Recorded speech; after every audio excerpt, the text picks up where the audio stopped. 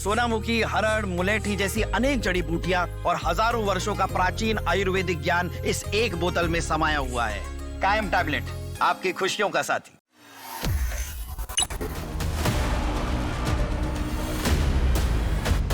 बांग्लादेश में हालात अब सिर्फ तनावपूर्ण नहीं बल्कि डरावने हो चुके हैं। बांग्लादेश के हिंदू आज अपनी जिंदगी की भीख मांग रहे हैं। धर्म के नाम पर निशाना बनाए जा रहे हिंदुओं के बीच अब दहशत इतनी गहरी हो चुकी है कि लोग अब अपनी जान बचाने के लिए भारत से मदद की गुहार लगा रहे हैं।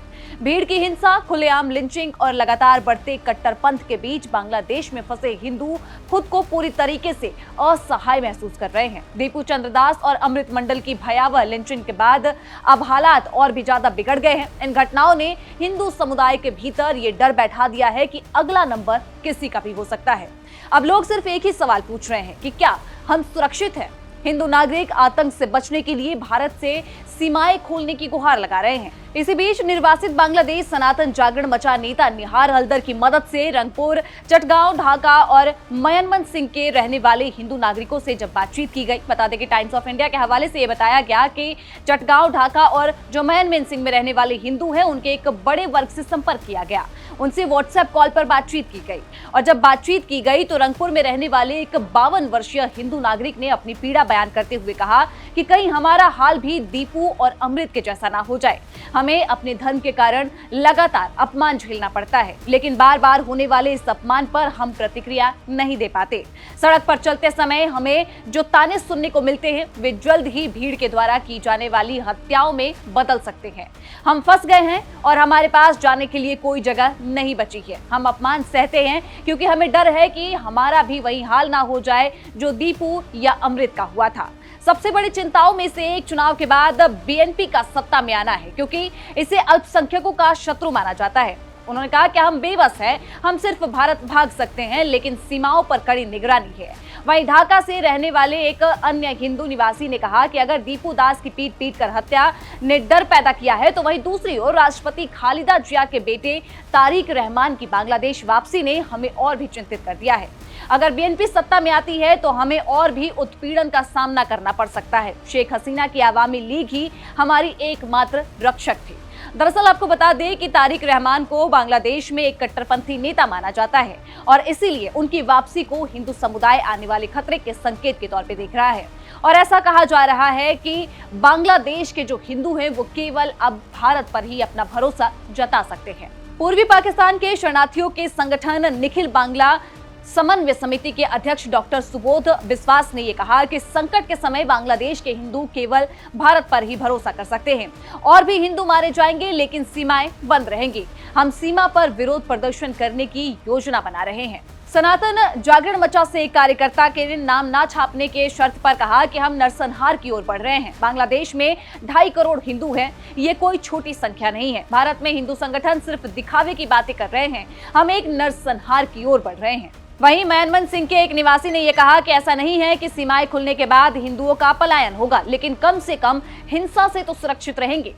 वहीं आपको बता दें कि भारत में भी लगातार इस हिंसा के खिलाफ आवाजें उठ रही हैं और बड़ी संख्या में लोग सड़कों पर प्रदर्शन करते हुए नजर आ रहे हैं और हिंदुओं की रक्षा के लिए भारत सरकार से भी गुहार लगा रहे हैं। भारत में हिंसा का असर किस स्तर पर पहुंच चुका है, इसका अंदाजा आप इस बात से लगा सकते हैं कि लोग अब कहने लगे हैं कि बांग्लादेश का कोई भी व्यक्ति जो भारत में है उसको भारत में किसी भी सुविधा से हम वंचित रखेंगे। बांग्या हिंदू महामंच के अध्यक्ष विक्रमादित्य मंडल ने कहा कि हम बांग्लादेश में हिंदुओं के लिंचिंग के तरीके का विरोध कर रहे हैं। हमने पहले ही वीजा ऑफिस बंद कर दिया है। अगर बांग्लादेश में हिंदुओं को सुरक्षा नहीं मिली तो हम बांग्लादेशी अधिकारियों को भी यहाँ शांति से रहने नहीं देंगे। हम उन्हें टॉर्चर तो नहीं करेंगे, लेकिन हम उन्हें काम नहीं करने देंगे और ये पक्का करेंगे कि वे अपने देश वापस चले जाएं। देखिए, लगातार बांग्लादेश में जिस तरीके से हिंदू हत्या हो रहा है उसको लेके हम बंगीय हिंदू महामंच सिलीगुड़ी से लगातार आंदोलन में है, रास्ते में है। और इससे पहले भी हम लोग का द्वारा वीजा ऑफिस विभिन्न हिंदू संगठन का द्वारा बंद कर दिया गया। ये हमारा स्पष्ट वार्ता है, अगर बांग्लादेश में हिंदुओं को सुरक्षा नहीं दिया जाएगा तो पश्चिम बंगाल में भी जो बांग्लादेशी कार्य क्षेत्र में आते हैं उनको भी हम लोग यहाँ पे शांति से रहने नहीं देंगे। उन लोग का ऊपर टॉर्चर नहीं होगा, पर उन लोग को यहाँ पर काम करने नहीं देंगे, चिकित्सा सुविधा लेने नहीं देंगे, कोई भी तरीके का हेल्प उन लोग को नहीं मिलेगा। और हम लोग दावी रखते हैं जल्द से जल्द अपना कार्यालय छोड़ के वो अपना देश में वापस जाए। जो देश हमारा देश का अपमान करेगा वो देश का खिलाफ हमारा हमारा आवाज जारी रहेगा। उसके लिए अगर हम लोग का ऊपर कोई भी तरीके से अत्याचार हो, हम लोग सहने के लिए तैयार है। आज हम लोग सिंबॉलिक रूप से सोनाली बैंक को घेराव किए हैं, उनका शटर डाउन किए हैं। आने वाला दिन सोनाली बैंक को बंद करके भी रहेंगे। ऐसा जितना बांग्लादेशी दफ्तर है सबका ऊपर हम लोग का ये इतना ही नहीं, आपको बता दें कि एक्टर मनोज जोशी ने कहा कि जब गाजा या फिर फिलिस्तीन में कुछ होता है तो सब आगे आते हैं, लेकिन जब बांग्लादेश में किसी हिंदू को मारा जाता है तो ये बहुत दुख की बात है कि कोई भी आगे नहीं आता। समय इसका जवाब जरूर देगा। निश्चित रूप से देखो, ऐसा है कि गाजा या फिलिस्तीन में होता है तो सब लोग बाहर आते हैं, लेकिन जब बांग्लादेश में एक निष्पाप हिंदू को मारा जाता है तब कोई बाहर नहीं आता। ये बड़ी दुख की बात है, बहुत दुख की बात है। बट मुझे ऐसा लगता है कि समय ही इसका जवाब देगा, ऐसा मुझे लगता है। तो वहीं इन तमाम बड़ी प्रतिक्रियाओं के बाद ढाका के एक हिंदू ने कहा है कि हम सबसे बुरे सपने जैसी जिंदगी जी रहे हैं। भारतीय सीमाएं खुलने से कम उत्पीड़न का सामना कर रहे लोगों के लिए एक सुरक्षित रास्ता तो खुल जाएगा। दीपू चंद्रदास और अमृत मंडल की हत्या ने बांग्लादेश में हिंदुओं के मन से सुरक्षा का भरोसा पूरी तरीके से तोड़ के रख दिया है। लगातार हो रही हिंसा और प्रशासन की चुप्पी के बीच हिंदू समुदाय को लगने लगा है कि वो पूरी तरीके से अकेला पड़ गया है। इन दोनों हत्याओं के बाद से हिंदू समुदाय में डर इतना बढ़ गया है कि लोग खुलेआम बोलने से भी अब घबराने लगे हैं। अब सवाल यही है कि क्या बांग्लादेश में फंसे हिंदुओं की ये पुकार सुनी जाएगी? क्या भारत उनकी सुरक्षा के लिए जल्द ही कोई कदम उठाएगा, या फिर डर के साए में जी रहे इन लोगों के लिए हालात और भी ज्यादा बदतर होते जाएंगे? बांग्लादेश के हिंदू आज सिर्फ सहानुभूति नहीं बल्कि जिंदगी बचाने का एक रास्ता मांग रहे हैं और अपनी जिंदगी के लिए भीख मांग रहे हैं।